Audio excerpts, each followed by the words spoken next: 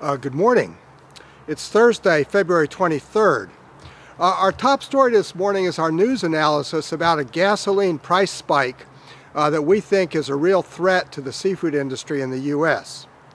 What's happened is that a refinery fire in Washington, plus the general rise in demand due to the economy and tensions over Iran, have led to a situation where some analysts are thinking that gasoline prices might jump as much as 30 cents a gallon by this weekend. This has a direct impact on consumer confidence. Various studies have shown that when gas prices increase, consumers are forced to cut back on their discretionary spending. This implies less spending at restaurants. It implies more cutbacks at retail. Basically, it's psychologically a very difficult thing to navigate.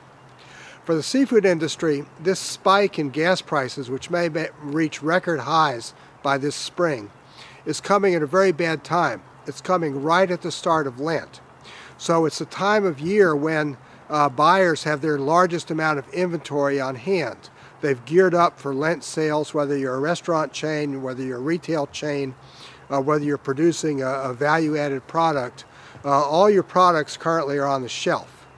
If there's a miscalculation in consumer demand over Lent, it's going to have a ripple effect that works back through the seafood industry for the rest of the year.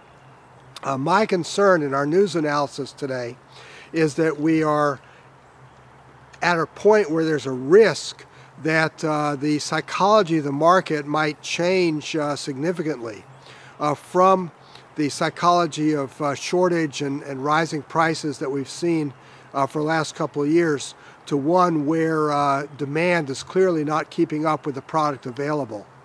This is a turn to a buyer's market.